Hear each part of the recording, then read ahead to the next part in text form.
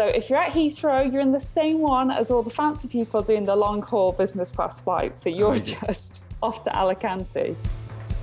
Colourful houses and buildings. Yeah. They kind of have a similar vibe in Gdansk. So there you go. If you want the Scandi vibes, but with the Eastern Central Europe price, go to Gdansk instead.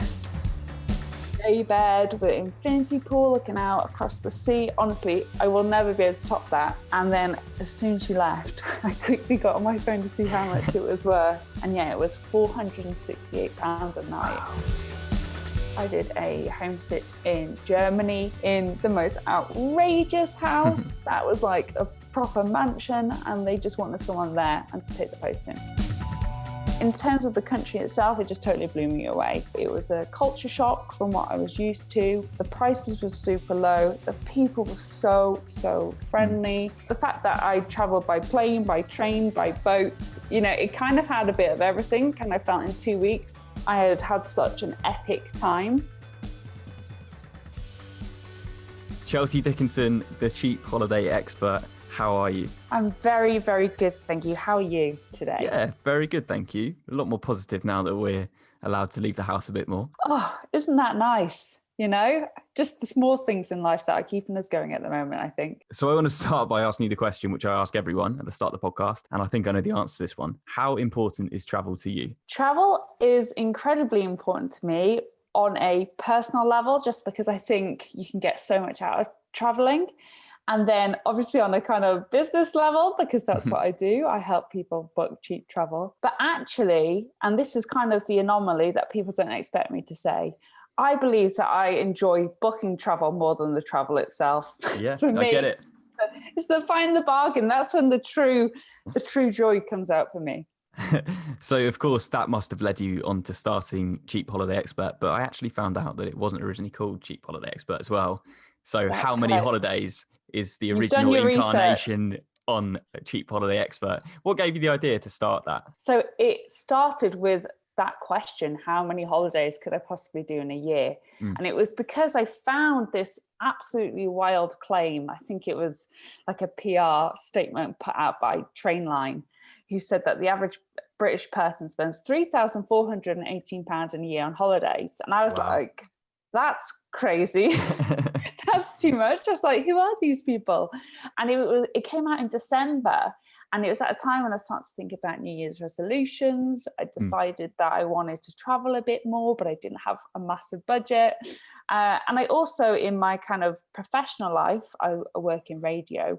I wanted to learn some new skills. I wanted to learn how to video edit. And I thought, right, I'll start a YouTube channel. And I'll set myself a travel challenge to see how many holidays I could do for half the price that PR statement had claimed. And I just gave it a go. And I thought, do you know what? If nothing else happens from this, I will have, one, been able to do a bit of travel, and two, I will have learned how to video edit, which, might help me in the future anyway. Brilliant. So where did you go on those holidays? So I had some rules to kind of spice it up a little bit, because in my head, I was thinking it worked out around £1,700 I had, and that was for my transport and accommodation. And I was like, I reckon most people could book 10 weekend breaks for that cost. And, not with too much difficulty, it'd be fine. But obviously the producer in me was like, no, let's make this more interesting. So one of the things was that it had to be more than 3 continents. Okay. I wanted a business class flight in there, and I wanted some long holidays in there. So that helped kind of dictate where I went, because I couldn't just be going for the cheapest thing possible. I had to tick some boxes. So I did a lot of Europe. So there was Paris in there. There was Valencia in there. I actually did Spain twice, because the business class flight I managed was to Benidorm. That's right. You can fly business class to Benidorm. We went over there and surprised my boyfriend's grandparents, who always go on holiday there. And that was such a fun one. But then there was ones that kind of surprised people too, like Dubai, which is seen as a super expensive place to go to. That wasn't my choice. It was a friend's birthday. I couldn't get out of it, so I had to make it work for the budget. And also managed to do things like we went to New York and Miami. Amazing. That too. So we squeezed in a couple of really pricey ones too, but made it work for the budget. Yeah, and that business class flight to Benidorm, Obviously, it's not the traditional place you'd take a business class flight. What did you have to pay extra to get in business class, and was it worth it? So we flew with British Airways, and they do a thing called Club Europe. That's their British class kind of fare for Europe. So you don't get the lie flat seats. Let's put that on the table. Yep. You sit down and see, and you're like, oh, this is the same as back there. But you have a seat in between you to separate you from, the other people sat up there with you. For me, I think it cost around £80 more to fly business class with them. And that's the one thing I've noticed, especially with that Club Europe rate. Especially if you get the rates in the sale, it doesn't necessarily cost that much more, and it can work out overall a really good value because you get 2 bags included. So if you're someone who was going to be traveling heavy anyway, it might just be worth looking at that bigger rate. But the main selling point for us was that you get access to the British Airways lounges. So if you're at Heathrow, you're in the same one as all the fancy people doing the long haul business class flights, but you're just off to Alicante. So we made good use of the free pour bar, let's just say that. And then my favorite thing is on board, you actually get a 4-course meal with unlimited drinks too. So it can be worth it then. It depends. What I always say to people is, I think it's worth it for like a treat. But the top tip there is make sure you only do it into and out of airports that have got a British Airways lounge. Okay. You could fly into Alicante like we did, and from Heathrow, and you've nailed it. But on the way back, there isn't a BA lounge, so they just put you in the one that you could pay £30 to go in. Nobody wants that, so just do it the one way if that's the case. And I wanted to ask you about the name change as well. How Many Holidays has now become Cheap Holiday Expert. What was the reason behind that name change? And also, how long did it take you to come up with the name Cheap Holiday Expert? Well, the reason for the change was How Many Holidays kind of was that year of travel where I didn't think it was going to go elsewhere. It still kind of worked a little bit because it's basically what people say to me all the time. How many holidays? So it worked on a level, but I felt like it didn't sum up what I was doing or what I had progressed into doing, which was not only showing my cheap travels, but helping other people find cheap travels too. So it was the coming up with a new name was very easy because that's how I'd been introduced whenever I was going on radio or things like that. They would say, she's a cheap holiday expert. And we simply put it into Name Checker, which is what we use, to see if the URL and all that stuff is still available. And I could not believe it was available on absolutely everything. There we go. How is that possible? You'd think that would have gone, right? Yeah, absolutely. And it works so well because when I put this podcast out and put Chelsea Dickenson, Cheap Holiday Expert, there we go. It needs no more explanation. Exactly. So it's the perfect name.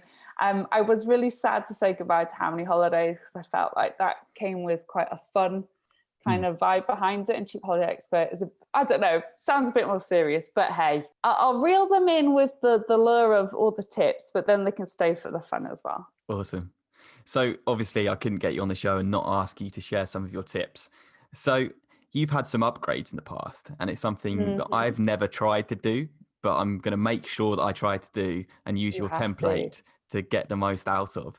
So how do you get an upgrade at a hotel? So the thing that I always say to everybody is if you're staying at a hotel that has these different tiers of rooms, always ask. Like, don't feel awkward about it. Don't feel weird about it. This is what I always say to people. The reason that you should be asking for an upgrade is because you're celebrating a special occasion, right? So that could be a job promotion. It could be someone's birthday. It could be someone's anniversary. But here's the final one, which means that everyone should be applying for this. Booking with your hard-earned money and going away somewhere is a special occasion. Like, it doesn't happen all the time, so don't feel bad. And I think once you get over that, you'll start, feeling okay with putting yourself out there. So that's the first hurdle. And then secondly, it's a case of sending an email at the time of booking. I like to do it then I like to do a little follow-up, perhaps, a week or so out. Okay. And in that email, as you said, I've got a template on my website that people can literally just copy and paste. but it's all about expressing how you found out about the hotel, why you're excited to stay. Ask some questions. If you don't want to ask outright, though you totally can, you could do something along the lines of, do you know what, a job promotion is a really good one, because you can say, I've booked this to celebrate whoever you're traveling with's job promotion. Could you recommend any great bars in the area? I'd love to surprise them. So there's quite a nice way of you naturally dropping it in without having to be so direct. But at the same point, there's nothing wrong with being direct either. You could literally say, and this is what I do, we would love to be considered for an upgrade if there is availability on the day. We always like to leave good reviews on TripAdvisor after good, service. No matter what happens, upgrade or not, we just simply can't wait to come and stay with you. So nicely it's all put. About enthusing, being excitable, being kind. Yeah. And it always helps, if you possibly can, to find out who the general manager is / the person who is in charge of giving those upgrades. If you can find out them and their email address and send it directly to them, that's a good way to make sure that your request isn't going to get lost. Awesome. Some amazing tips. And you've had some amazing upgrades in your time. The one I want to pick out is in Thailand at the Pimale Resort. Yeah. It looked incredible. So how much did you originally pay for the room which you wanted to stay in?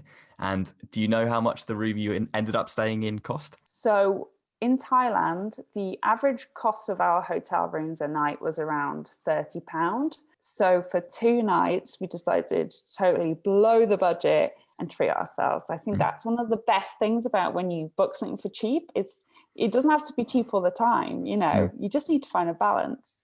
So we booked into this 5-star resort, which was so unlike us. And we went for the cheapest room possible, which I think was around £200 a night, which for us was like, oh my God, so much money. But then I made sure to email them with my template, saying, oh my goodness, seeing you on Instagram, it looks incredible. We're so excited, etc., etc. I didn't hear anything else from them. No response. That happens quite a lot of the time. Okay. Turned up, and as part of this 5-star resort, they come and pick you up from wherever you're coming from, be it the airport or your previous hotel. And we've been staying at a place which was £30 a night. They pick us up, and I'm like, oh my God, they can tell that we are not supposed to be at this resort. They're picking us up from this hotel. We're in the car, and they're just driving us up this resort higher and higher. And if you think about it, the higher you get, the better the view is. Of course. So they're driving us up and up past these incredible individual villas that they've got until the car stops, and we're literally as far as you can go. There was a woman waiting outside of these 2 buildings with flowers to give us and a drink. Wow. And we were like, oh my goodness. And she led us in, and it was as we were going down the steps, I saw a glint of blue, and I realized that we had our own pool. And I was like, trying not to freak out so badly and be like, oh, this is wonderful, thanks. But actually inside I was like, oh my God. And it was genuinely what you would see people book on their honeymoons. It was this incredible 1-bedroom villa. It had 2 different that we thought someone else was sharing the pool with us, but it were both our little outhouse buildings. Wow.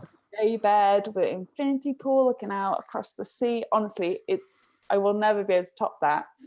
And then as soon as she left, I quickly got on my phone to see how much it was worth.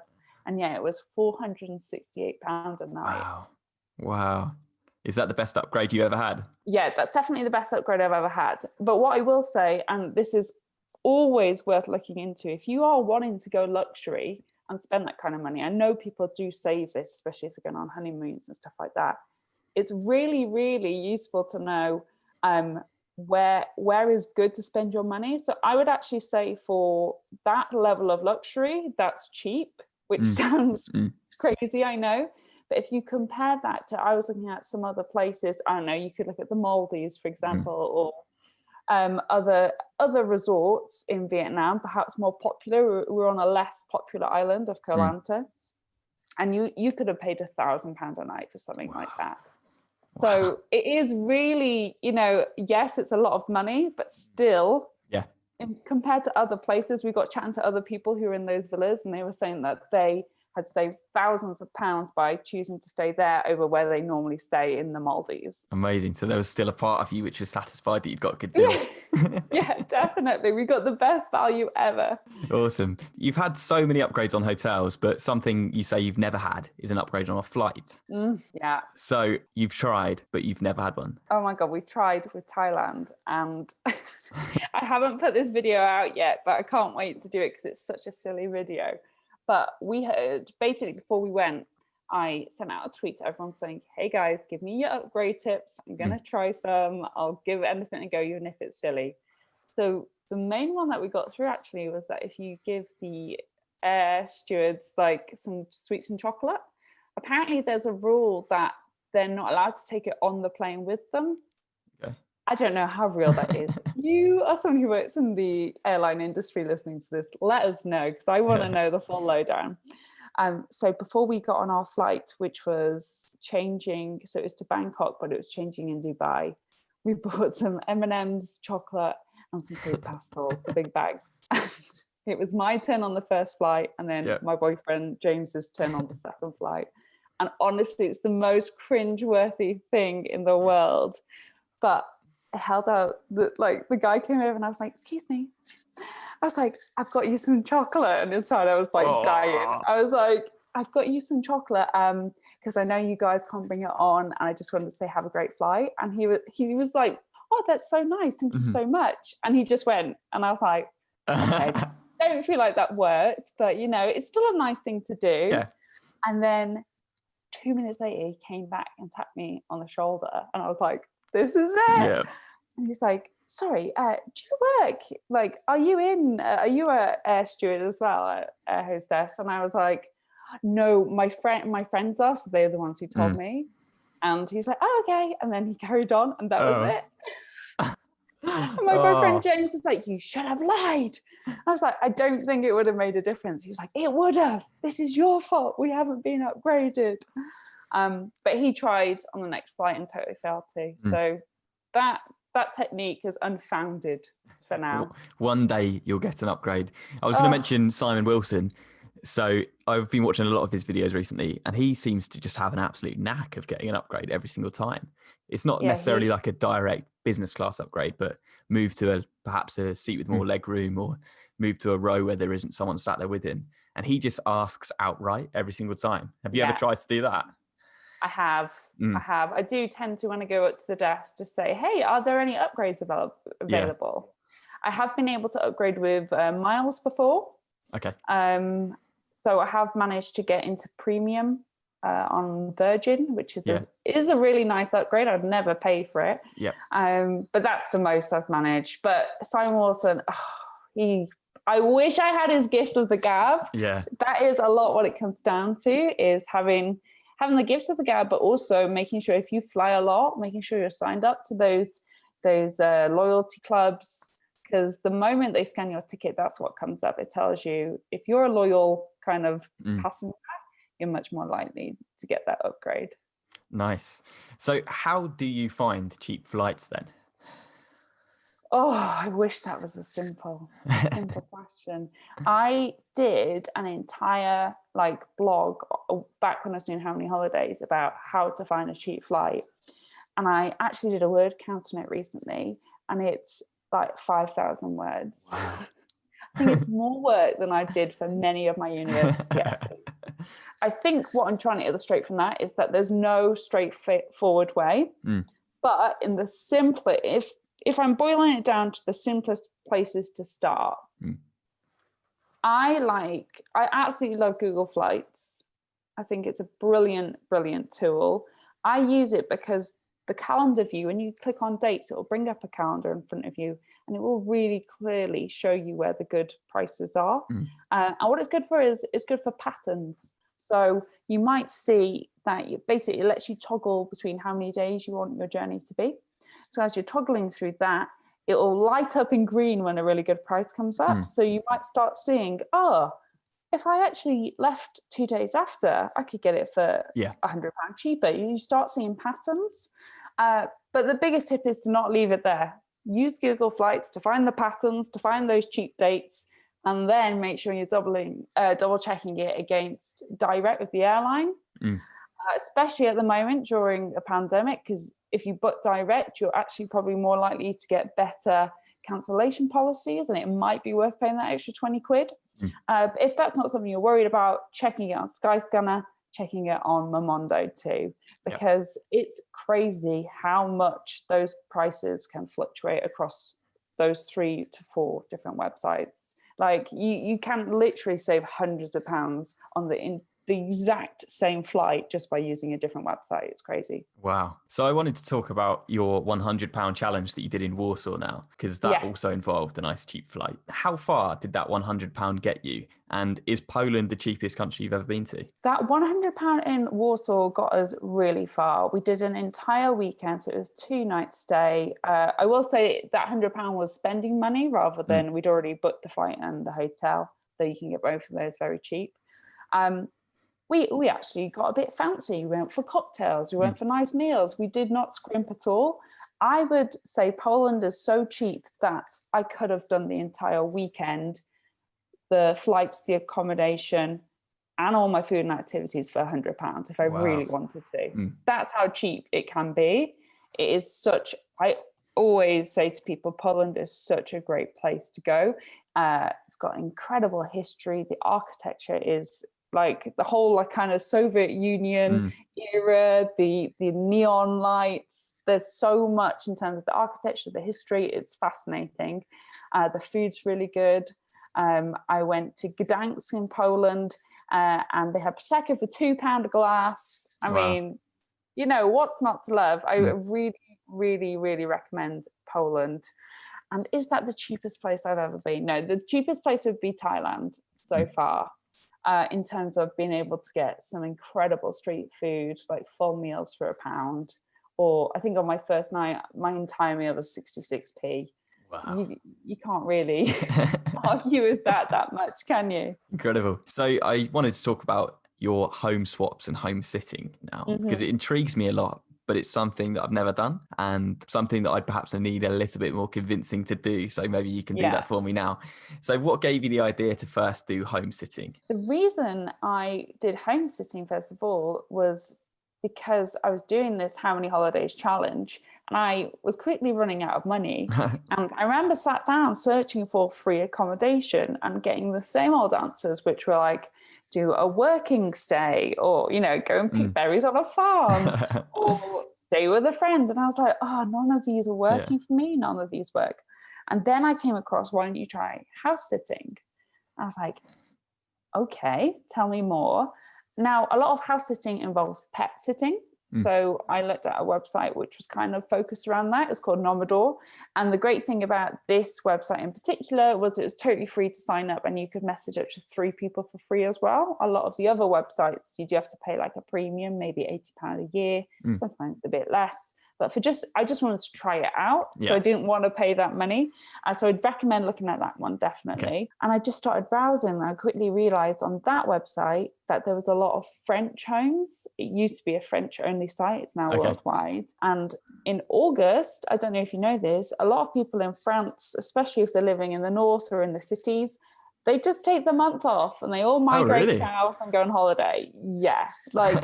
If you're looking for a time to go and do some house sitting, definitely look at France in August.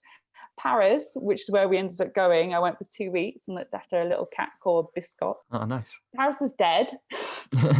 Like compared to normal, it's super hot. That's why everyone leaves. Yeah. It's in school holidays, so it's a total winner if you're someone who has to travel peak anyway. And it's definitely something worth looking at. Some of them do not even require you to look after a pet.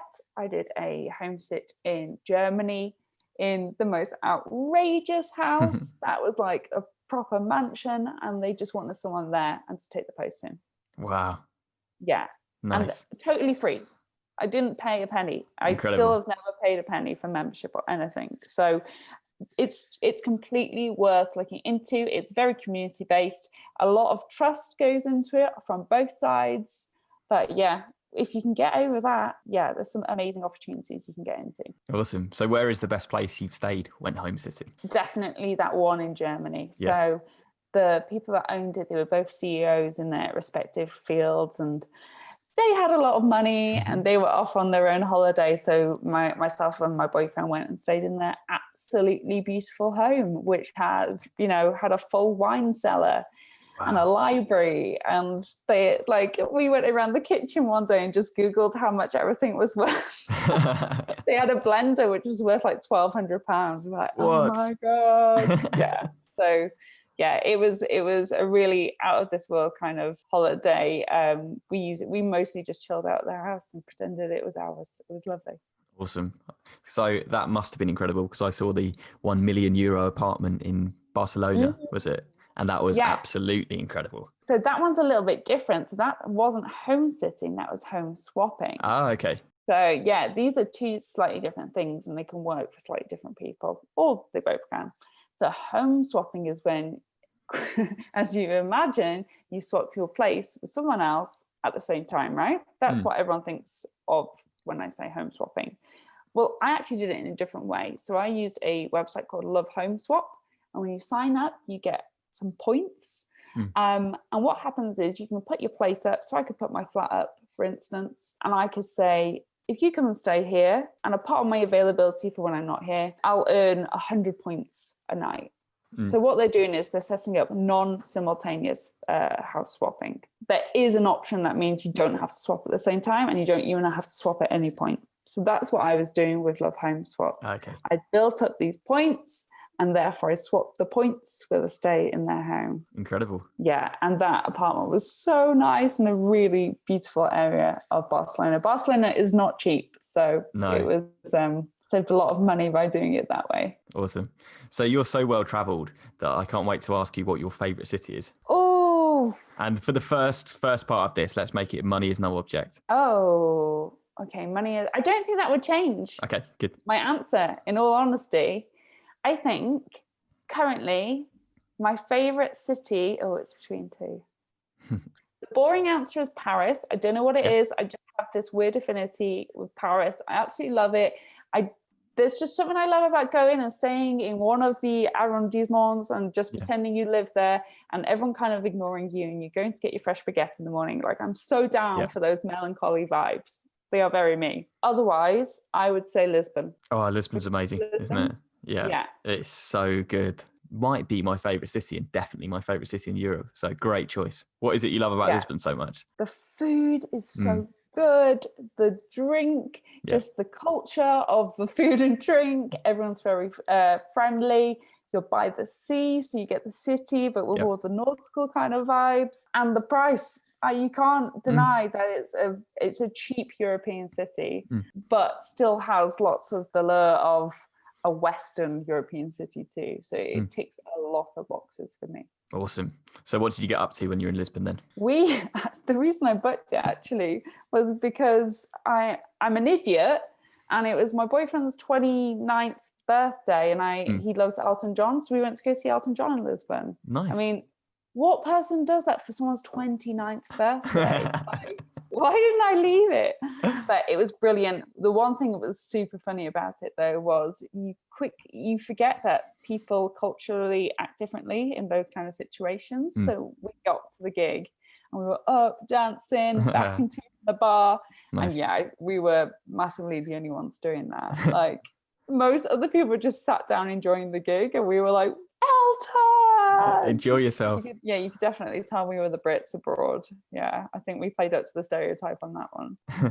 Is there a city which is often overlooked that you think is a hidden gem? I've already mentioned it, but Gdansk in Poland is such a hidden gem because you get all the Polish history. It's actually the place where the first shots were fired into for World War II. That's essentially where World War II started, into the bay there. So there's so much history. There's an outrageously brilliant World War II history museum there. It's fantastic. But then the architecture is gorgeous. So yes, you have those kind of Soviet style buildings, but you also have super European style buildings too. If you look at where Gdansk is on the map, it's at the top of Poland. You're not far at all from Scandinavia. And I say there's massive Scandi vibes I got from a lot of the architecture. Have you ever been to Copenhagen? I've not. No, I've actually never been to Scandinavia. Because Oh, you need every to time it gets put go. forward, like my girlfriend really wants to go, and she'll say, "Oh, we should go to Copenhagen. We should go." And I'm always like the tight one. He's like, "Well, but it's really expensive when you're there, so we could go to like Eastern Europe and have an Yeah, amazing yeah, time for yeah. like 100, 200 quid." But that's going to Yeah, cost. That's going to be one drink when we're in Copenhagen. But I definitely will go at some point. you have to go. But yeah, it's weird. Gdansk along the harbour really reminds me of Copenhagen, because Okay. there's the most famous kind of bit of Copenhagen, which is called Nyhavn.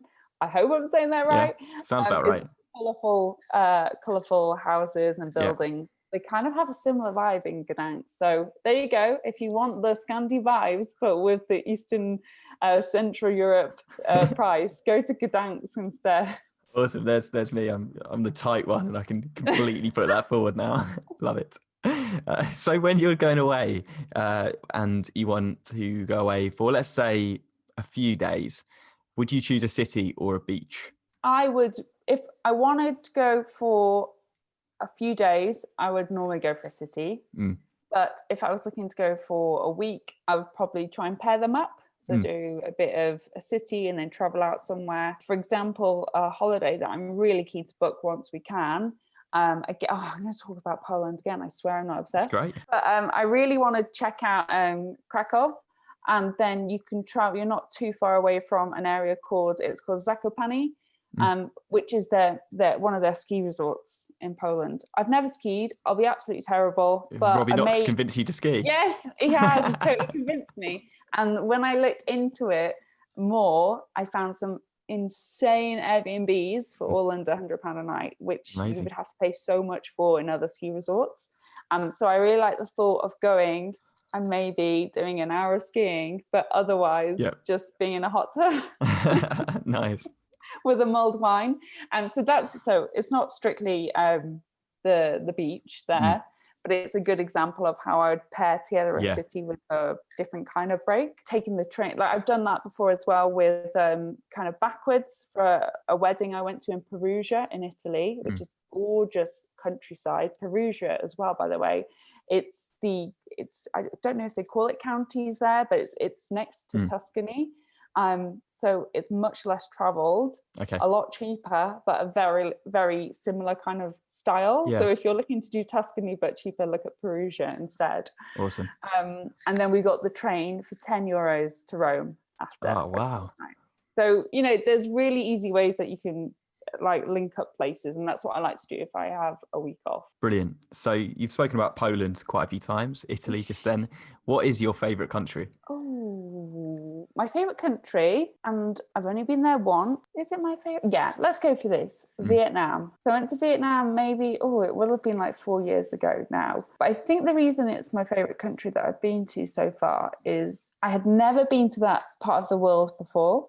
I went and met my brother out there who was traveling around Southeast Asia. Awesome. I don't know, I guess I felt a little independence. Yes, I was going to meet him, but I was traveling on my own to get there. Wow. And I was in this tiny little rucksack, and they came with those kind of backpacker vibes without having to actually do much backpacking. I was only there 2 weeks. And in terms of the country itself, it just totally blew me away. In terms of, it was a culture shock from what I was used to. The prices were super low. The people were so friendly.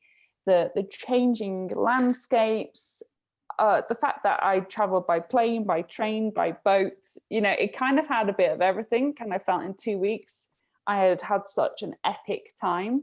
So for me, that's the reason. Oh, and the food. I mean, how can I not say the food is so good? I think that would pip everything else at the moment. Brilliant. So I kind of expected you to say Japan there. So did you? Let's speak about Japan for a little bit. You spent 12 days there for under £1,000, which just sounds impossible from the outset. Did you enjoy your time in Japan, and where just below Vietnam would you say it ranks? So it's really interesting because it does rank very high. I really, really enjoyed Japan. And I hope that with my videos, I prove that it doesn't have to be super expensive, because it gets a really bad rap, I think. I truly believe it does not have to be that pricey. I loved it. You get the culture shock there, and it's mad because some things are so traditional and then some things are so futuristic. It's the weirdest hybrid when you go there. I just found it fascinating. It was so beautiful.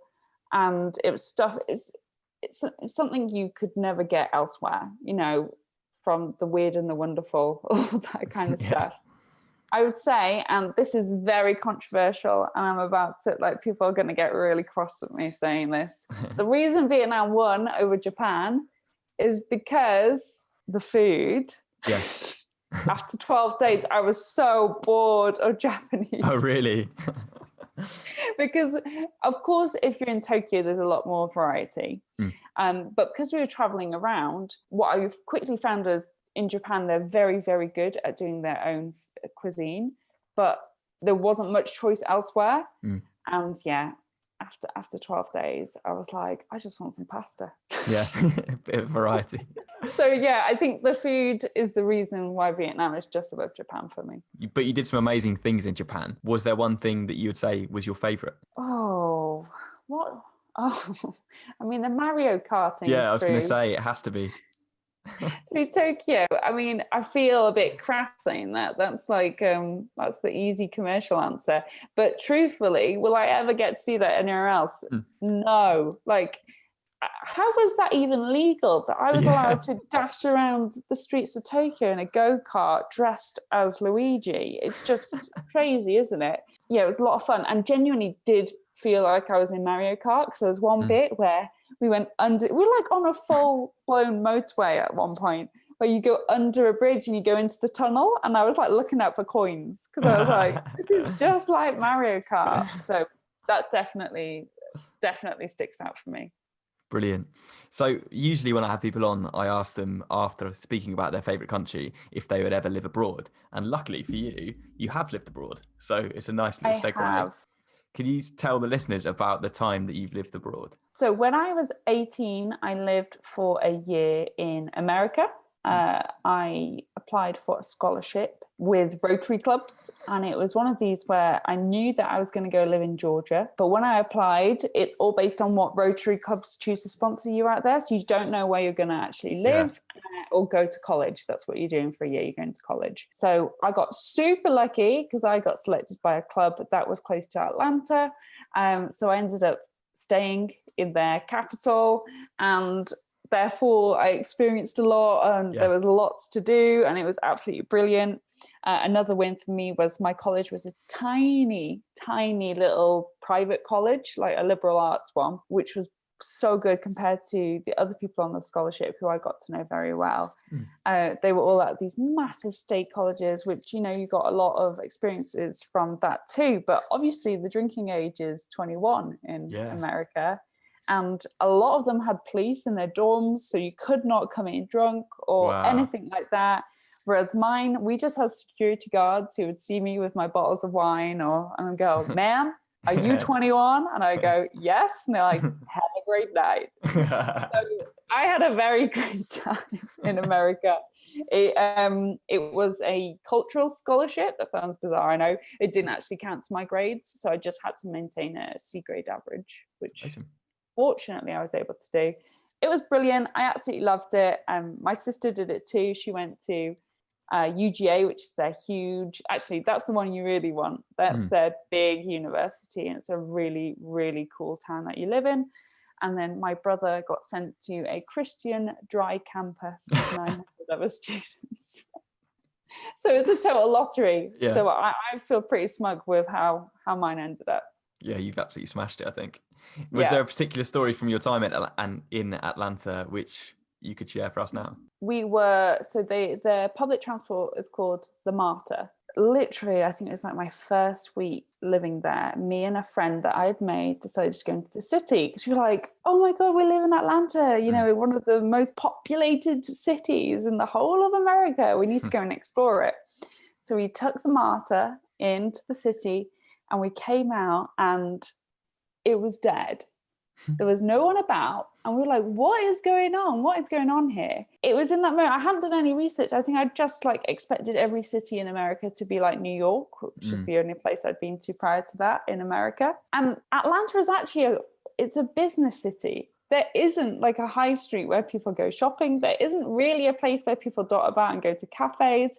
And I think it was just that kind of moment where we both realized, we're like, oh, this is not at all what we expected. It was like tumbleweed, like rolling across the road. It's just a super business kind of district where we came out, and I think it's just something that is worth knowing. If you there's a lot of connections that connect through Atlanta, so if people are thinking, oh, I fancy a little city break in Atlanta, you can. There's some really cool and interesting areas, but not in the city center. There's nothing going on there. And I quickly learned as well from Atlanta why everyone in America has a car. Everything is so spaced out, everything is so far apart. I tended to spend a lot of my time at my college in the frat houses playing beer pong. Sounds great. That's mostly where I stayed. So after living in America for a year, is there anywhere else that you would like to live in the world? Yes. And I'm really keen to do this at some point. I don't know when it's going to work out with my job. But I looked into it. I live in London. My rent is not cheap at all. And I looked into it recently. There are so many cities in Europe that I could go and rent a nice Airbnb for much less than my rent currently. And that would include all my bills. So, and if there was two of you, it becomes even cheaper. So I really love the thought of going and living abroad for 12 months, but maybe changing where I am every month and just kind of doing a tour of Airbnbs. Brilliant. So I think I would definitely go along the Eastern Europe, kind of Central Europe route in terms of value for money, but also they're the places I haven't really explored and I would absolutely love to. So, Estonia, Lithuania, throwing in a few of those, probably go back to Romania, all the ones with on the end, obviously. I would love to do that. Awesome. That sounds amazing. So I want to speak about food and drink now, because from watching your videos, it kind of feels like we have a shared mutual interest in that going away to amazing cities, the best thing to do is to eat nice food and get drunk. Would you agree? Yes, that's what a holiday is, right? Yeah, absolutely. So is there a best country for food that you've been to? Oh, well, I think my favorite cuisine has got to be Italian, just because it hits so many points. So Italy's got to be in there. Though I would say that when I've been to Rome, I didn't necessarily have the best food in Rome. So you don't have to go to the capital, I think. I think you're actually better. I had better food in Perugia than I did in Rome. So perhaps, not going super central. Where else have I been? And I absolutely love the food. Oh God, this is when I need a map in front of me. Street food, Thailand. Yeah, Thai street food is really, really good, and Vietnam too. And Vietnam, I think I paid like 29p for beer there. So that always makes everything taste better. Yeah, it does. It does. Was there a favourite dish from your time in Italy then? Oh, favourite dish. Oh, when we were in Perugia, they're really well known for their truffles. So we went and we managed to get into this restaurant, which apparently is always booked up, but I think they must have had a last minute cancellation. It was at the top of the city. We had to climb up all these stairs to get there. And one of their specialities was their truffle pasta. And I can't for the life of me remember what type of pasta it was. And it was so delicious. And I think the thing that was the piece de resistance for that whole meal was the chef then came out and had a chat with everybody. So he was able to talk me through how he made it and all that kind of stuff. So I think that that was just overall a really good experience. Incredible. And I think it kind of taps into the fact that if you're somewhere that is known for something, you have to try that dish, right? Yeah, of course. Absolutely. So we've spoken about food. Food's ticked. What about bars? Best place that you've been to for bars? Ooh, some of my favorite bars are the ones that are a bit hidden, or the ones that you only find out about because of someone else. So there's a brilliant one in Paris, which you have to go through a kebab shop. So you literally, people are in there ordering their kebab, and you just walk through and you keep going, and there's like this tiny door at the back, and you open it and go down, and then you're in this cave, and then you come out and you're in this amazing dimly lit bar. So I love stuff like that. I love those kind of experiences. Where else have I had a good? Japan. Japan has got such a good what's it called? Ginza? No, there's an area where you I can't remember it for the life of me off the top of my head. If you've been to Japan, you'll be shouting it at me right now, I know. But it's loads of little bars all together in the same area. Okay. And each bar fits about 6 people in. Yes. And it's a case of walking down, peering in, seeing which ones are empty, ducking in, and you're sat. It'd be terrible in times of COVID. But at that point, it's so good. You just end up speaking to people. And I think they're sometimes the best bars where you meet people and get chatting. For that reason, also, I would say one of the best bars I've been to is this really touristy bar, McSorley's in New York. Okay. It definitely isn't a hidden gem at all, but we got recommended it. We went, and the way it works is you're 10 people like absolutely crowded in around one table, and you just get chatting to people. Nice. And we ended up spending the rest of the night with the people we were next to. They came and visited us in London. Wow. So for me, a good bar is one that opens up lots of opportunities. Brilliant. Some amazing stories. So we've heard some amazing memories which you've created from traveling. Is there a holiday that means the most to you though? I guess the ones that mean the most to me just on a really personal level, I'm lucky in my work that I'm able to travel a little bit. So I'm a radio producer and I've made radio documentaries, and sometimes they involve going abroad.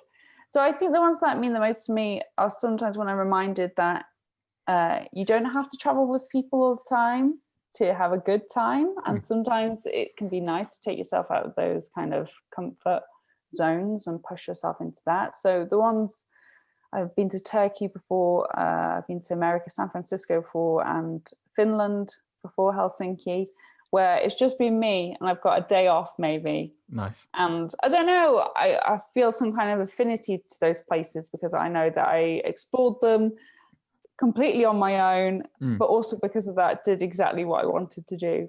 So I would say that there's areas that stand out for me for that reason. But otherwise, I don't know. I'm kind of a person who doesn't like to go back to the same place twice. And I'm also just not a very sentimental person in general. Yeah. I'm not really a hoarder or things like that. I can chuck stuff away. The memories for me are enough. So yeah. Other than that, nothing stands out. Sorry to all my holidays of past years. So let's keep it positive now and talk about a place you could always go back to, despite the fact you just told me you don't go back to places. I could always go back to Paris, and I would actually have to go back on my own. My boyfriend doesn't particularly like it. Oh, really? I just like the ease. I live in London. I could just hop on a train. I could always go back there, get myself a fresh loaf of bread and sit in a park and be happy. Like it is so, basically what I'm explaining is such a shallow version of Paris, but that is all I want from it. It's a really shallow, aesthetically pleasing couple of days. That's where I'd go. Brilliant. And now let's talk about the negative side of travel, because obviously travel, whilst it's incredible and it can broaden horizons, it can of course have negative aspects as well. Is there a place that you would never go back to? Yes, I spoke about this just yesterday, in fact. I'm sure I probably will go back for some reason or other, but Dubai, I have no interest. I've been twice. I know some people love it, but I just don't love it. And the second time I went, I tried to be like, come on, you were too negative last time, let's find some redeeming qualities. But for me, I think the massive problem I have with it is that what culture I have experienced by going there is mostly stolen culture. It's just been transplanted from other places. I never feel like I'm getting a real sense of what that place is. Of course, it's because it didn't exist 50 years ago or whatever it was. I feel like it's having a bit of an identity crisis. And for the most part, the reason people go is to look flash and for a good bit of sunshine. And you can go other places to do both of those things. And you can certainly go other places that won't cost you as much as well. Yeah, good message. So I wanted to speak momentarily about COVID because obviously we're all bored shitless of it. But you've been doing a great job at updating all of your followers on Instagram about the rules, and they're changing. 1 minute you can go to this place and the next minute you can't. How hard has that been? Really difficult.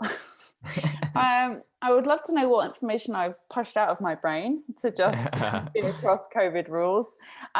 Yeah, I quickly realized back in March that me helping people book cheap holidays wasn't really going to be helpful for the next few months.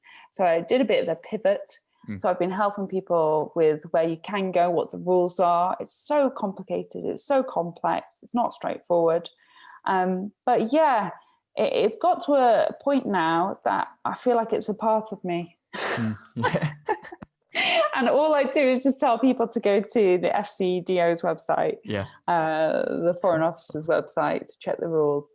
And yeah, it's been difficult. It's not been the most fun thing I've ever done, but I know it's been helpful. So therefore, I'm happy that I'm all clued up. Yeah. Have you been away during COVID? I have. I managed to do a week's holiday in September, and I went to Denmark for the week, and I did 3 nights in Aarhus, which is really up north, their second city, and then I did 4 nights in Copenhagen. Great. And would you recommend it to people? Obviously, there's a lot of uncertainty, and it kind of feels a little bit more dangerous than it did many years ago. Would you recommend people get away during COVID, though? I think it's all about balancing up how safe you can be, where you're going, what the rules are like there. I think as long as you're making sure that you are abiding by the rules of your country that you're coming from, the country that you're going to, I think it's completely possible to have a pretty safe holiday, especially as there's a lot of people who will book a villa. So they'll fly in, get their own hire car, and go off and not see anyone for a week. So, you know, it's all about looking at how many points there could be for those interactions that you would perhaps avoid when you're at home. If there's more, then maybe you shouldn't be going to that place. If there's less, then, you know, it's about weighing it up. It's really difficult because I haven't been massively encouraging people to travel because I want people to keep safe. But at the same point, I really want to support the travel industry. So that's why I decided to go. We kept all the rules. Hilariously, everyone in Denmark, at the time, it was as if the COVID wasn't a thing. Wow. It was a bit bizarre at some points. You're like, what is going on?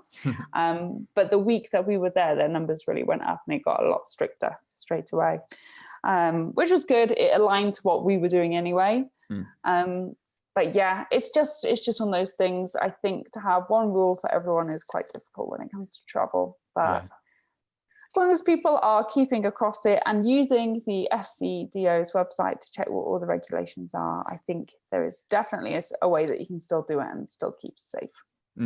And of course, one of the positives about this whole pandemic is it's making us be forced to explore areas of the country we live in more than we perhaps would want to previously. Have you done many holidays, staycations during the 9 months? So I've done one back in June when everything started to get lifted. I think it was the first weekend, in fact, actually, that we were able to travel.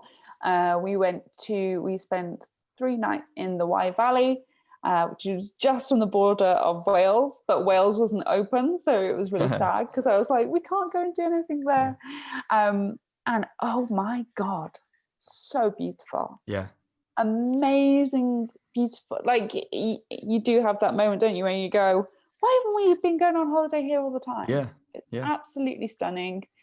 A lot of things like there was a lot of activities, outdoor activities. It was very different for me. I normally go for city breaks, but it was quite nice to have a bit of a remote, like we saw no one. It was, we decided if we were going to go away, we'd do the most self-isolated holiday possible. But yeah, I really, really enjoyed it. Sometimes it's nice just to have a change of scenery, isn't it? Absolutely. And hopefully, fingers crossed, next year is going to be a bit more positive in terms of where we can go on holiday.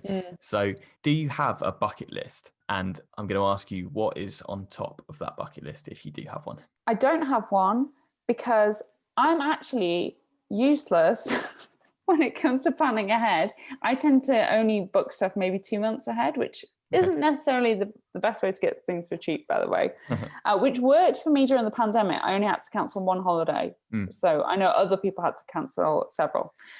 However, where would I like to go? I was talking about this last night. So for Europe, the top place for me, I'll have to wait for these direct flights to come back in, is the Azores.